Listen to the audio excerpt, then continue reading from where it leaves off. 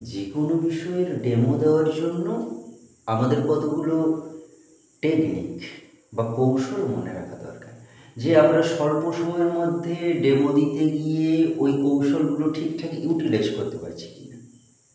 ধরা যাক, প্রথমে আমরা তো একটা নির্দিষ্ট বিষয় নির্বাচন করে নিয়েছি, সেটা হয়েছে অনবরত প্র্যাকটিসও করেছি। ওখান থেকে আমরা কি পড়াবো, কিভাবে উপস্থাপন করব, এটা তার নিজস্ব ব্যাপার। যাই হোক, আমরা প্রথমে গিয়ে ছাত্রছাত্রীদের সঙ্গে একটা সংযোগ স্থাপন করে নেব। যেমন ধরা যাক, আমরা প্রবেশ করে বললাম, সুপ্রভাত, তোমরা সবাই ভালো আছো তো? বেশ, হ্যাঁ, আমিও ভালো আছি। এই যে টোনগুলো, এটা হয়েছে এই ধরনের টুকরো সংলাপের মধ্য দিয়ে আমরা কি করছি, ছাত্রছাত্রীদের সঙ্গে আমাদের যে একটা সংযোগ সেটা হয়ে গেল। এইগুলোর সঙ্গে সঙ্গে আমরা হয়েছি কোন ক্লাস পড়াবো এখানে হয়েছে লিখে নেব, এবং হয়েছে তারিখটাও এখানে হয়েছে দিয়ে দেবো কথা বলতে বলতে। এরপরে এটা তাহলে 1 নম্বর, যে আমরা ছাত্রছাত্রীদের সঙ্গে একটা সংযোগ স্থাপন করে নিলাম। দ্বিতীয়ত কি হবে? দ্বিতীয়ত তাহলে আগের দিন আমি যা পড়িয়েছিলাম ক্লাসে, আমি ধরেই নিচ্ছি পড়িয়েছি, আগের দিন যা পড়িয়েছিলাম সেটা হয়েছে পূর্বসূত্র একটু হয়েছে পাঠ করে নিলাম, আলোচনা করে নেব। যেমন ধরা যাক, আমি যদি হয়েছে ব্যাকরণ পড়াই আজকে, তাহলে আমি এখানে বিষয়টা লিখে নেব।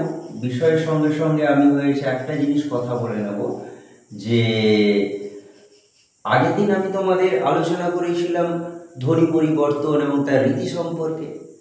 তোমরা নিশ্চয়ই হয়েছে সেগুলো বাড়িতে গিয়ে পড়েছো। এবার আজকে আমি আলোচনা করব স্বরভক্তি সম্পর্কে। সেই ব্যাপারটা আমি হয়েছে লিখে নিলাম যা পাঠ করব। তাহলে হয়েছে পূর্বসূত্র আলোচনা হয়ে গেল, ছাত্রছাত্রীদের সঙ্গে আমার সংযোগ স্থাপন হয়ে গেছে, আজকের পাঠ হয়ে গেছে। এবার মূল অংশে আমরা হয়েছে চলে যাই।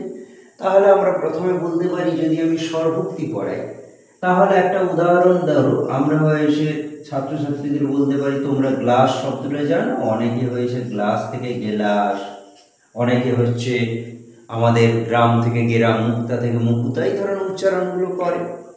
তোমরাও হয়েছে দেখতে পাবে, ছাত্রছাত্রীরা কেউ যদি হয়েছে কোনো কিছু বলছে, উত্তর দিচ্ছে আপনার কথার সূত্র ধরে, সেই সূত্রেও হয়েছে সংলাপও এখানে টুকরো কথাও বলা যেতে পারে।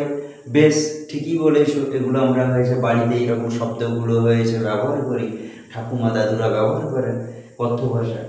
যাই হোক, এবার হয়েছে গ্লাস থেকে গেলাস, আমরা বলবো দেখো তোমরা, তাহলে গ্লাস থেকে গেলাস এটা হয়েছে আমরা যদি বিশ্লেষণ করি, গয় লয় আকার দন্তস গ্লাস, এখান থেকে হয়েছে কি হচ্ছে গেলাস, তাহলে গ এ ল আর যুক্ত দন্তস, এইরকম আমরা লিখে দেব।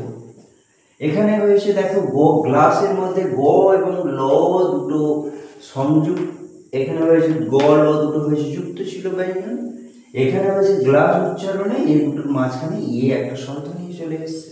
যখন কোনো উচ্চারণের ক্ষেত্রে এরকম দুটো ব্যঞ্জন একসঙ্গে যুক্ত ছিল, তার মাঝখানে একটা হয়েছে স্বরধ্বনি চলে আসবে, এই পদ্ধতিটাই হয়েছে স্বরভক্তি বা বিপ্রকর্ষ। এইখানে এর অপর নাম কি হবে? একে হয়েছে স্বরভক্তি বা বিপ্রকর্ষ বলা হচ্ছে কেন? কারণ স্বরভক্তি মানে স্বর, মানে হয়েছে স্বর, ভক্তি মানে ভাগ, স্বরের দ্বারা ভক্তি হয়ে যাচ্ছে, মানে এখানে একসঙ্গে যুক্ত ছিল, এখানে আলাদা হয়ে যাচ্ছে, অর্থাৎ দুটো ব্যঞ্জন আলাদা হয়ে গেল। বিপ্রকর্ষ মানে ব্যবধান। কেন ব্যবধান? গোল ও দুটো কাছাকাছি ছিল, এখানে দূরে সরে গেছে। এই পদ্ধতিটাই ধ্বনি পরিবর্তনের, একে আমরা বলছি হচ্ছে স্বরভক্তি বা বিপ্রকর্ষ। একে কেন ব্যবহার করা হয়? ছন্দ সুরের প্রয়োজনে ব্যবহার করা যেতে পারে, গান আমাদের হয়েছে সহজ করে উচ্চারণের জন্য ব্যবহার করা যেতে পারে কথ্য ভাষায়। এবার এইখান থেকে আমরা প্রশ্ন করতে পারি ছাত্রছাত্রীদের, তাহলে এইরকম আরও কিছু উদাহরণ তোমরা দাও আমাকে। তারা দু একটা উদাহরণ দেবে, মানে আপনি যেগুলো সিলেক্ট করে রাখবেন ওইগুলো হয়েছে বলবে ঠিকই বলেছো, এই হয়েছে মুক্তা থেকে মুকুতা, গ্লাস থেকে গ্লাস, এর বাইরেও হয়েছে যেগুলো রয়েছে গ্রাম গেরাম, ধ্যান ধ্যান, ঠিক বলেছো তোমরা। বেশ, আমরা তাহলে এইখান পর্যন্ত আজকে আলোচনা করলাম। এর পরের দিন আমরা যেটা হয়েছে পড়াবো, সেই সম্পর্কে অপিনীতি সম্পর্কে পড়াবো, বা কিছু একটা হয়েছে আমরা যা পড়াবো সেই সম্পর্কে একটা হয়েছে বলে দেবো। কারণ পরের দিনের হয়েছে পাঠ পরিকল্পনা একটা সম্যক ধারণাও আমরা হয়েছে দিয়ে গেলাম ছাত্রছাত্রীদের। এই জিনিসগুলো এখানে দেখা দরকার। এর মধ্যে আমাদের যেন বডি ল্যাঙ্গুয়েজ ঠিক থাকে, আমরা যেন কোনোভাবে নার্ভাস না হয়ে পড়ি, অর্থাৎ আমাদের মধ্যে যেন ফ্লুয়েন্সি থাকে। এই জিনিসগুলো একটা ডেমোর মধ্যে দেখা দরকার আছে।